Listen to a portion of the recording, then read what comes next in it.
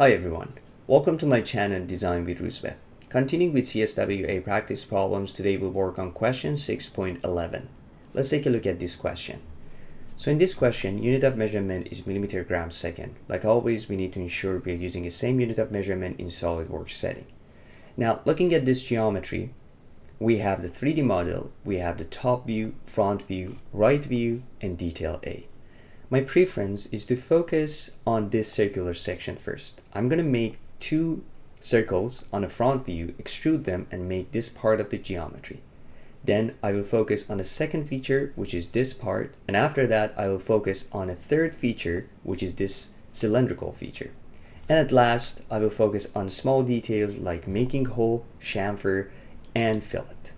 So with this introduction, let's jump into SolidWorks and start modeling this part. In SolidWorks, first we need to check unit of measurement, and you can see that we have millimeter gram second, which is a correct unit of measurement. Now click on a sketch, and choose front plane. Here we need two circles. Click on circle command and let's make two circles.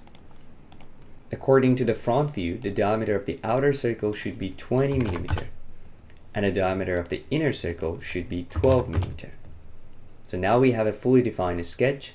Click on feature, click on extrude boss, and then here the setting mid plane is good because I want to keep that symmetric design. And for the lengths, looking at the top view, you can see that we need 25 millimeter lengths. So 25, click on OK, and that's it. So that's the first part of the geometry. Next, I want to focus on the second part of the geometry. So again, click on the sketch, click on the sketch command, and from the drop-down menu, choose front plane. So here, I need a rough 2D sketch. Click on line command, and let's make a 2D sketch, something like this. Now, of course, this part of the geometry should be symmetric, so it's best to make a center line here and take advantage of it.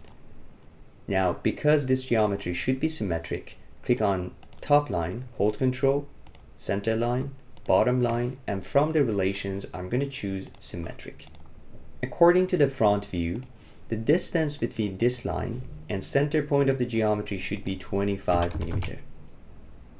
And according to the right view, the height of this line should be 15 millimeter. Now, because we have line and we have circle, it's always suggested that we have a tangent relation between the line and a circle. So what I can do, I can click on this line, hold Control, click on a circle, and choose tangent. And now you can see the geometry is fully defined. Now, of course, because I applied a symmetric relation between the top line and the bottom line, this tangency will be applied to the bottom line as well. That's why the geometry is fully defined.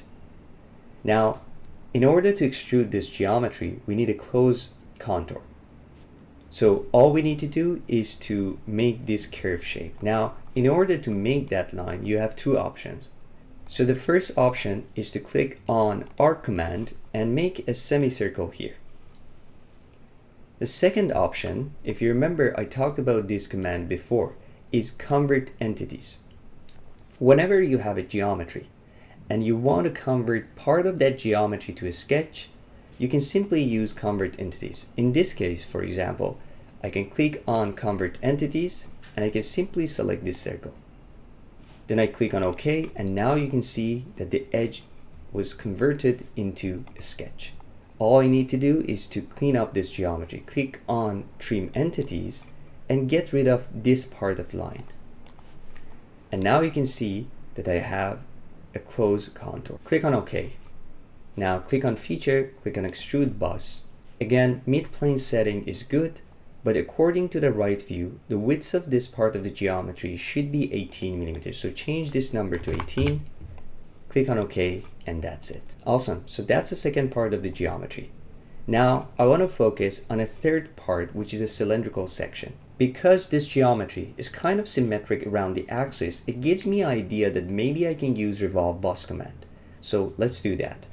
Click on a sketch, and again, from this drop-down menu, I choose front plane.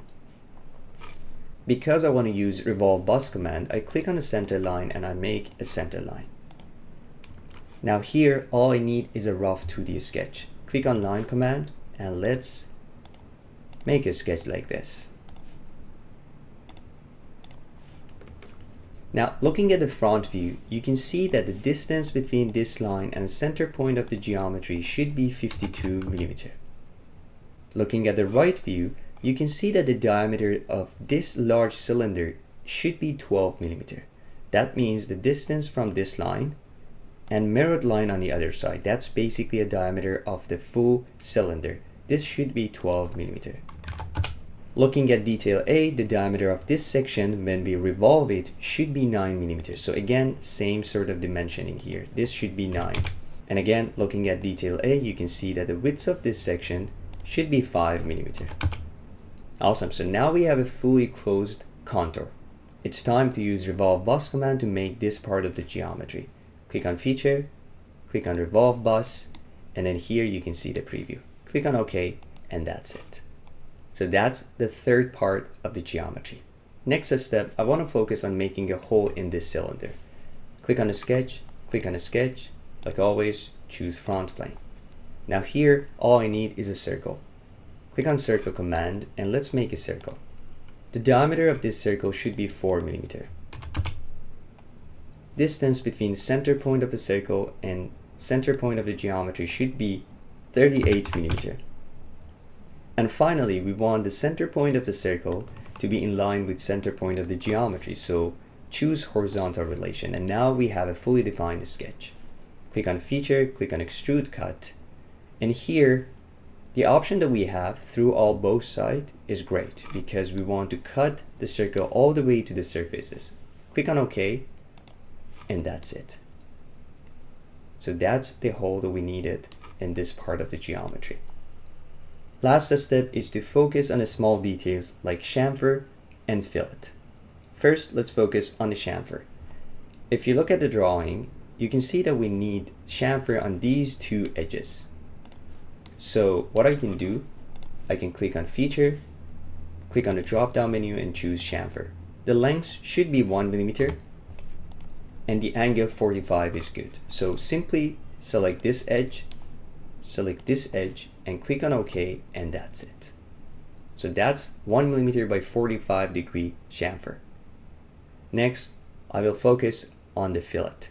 If you look at the drawing, you can see that we need 1 mm fillet on 3 edges. So click on Fillet command. 1 mm radius is good. All you need to do is to click on this edge, and the last one, this edge. Awesome. That's the final geometry. We made all the features required for this geometry. So now it's time to check the volume and make sure that this model is correct. Let's go back to the question and check the volume in the question. In the question, you can find a volume here. The total volume for this question is 12,788 cubic millimeters. Now, let's go back to SolidWorks and check the volume for our model. In SolidWorks, in order to find a volume, you can click on Evaluate and Mass Properties.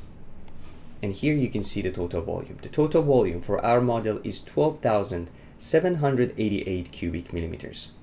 This is exactly same as the number that we found in a question, which is showing our model is correct and there's no problem with it.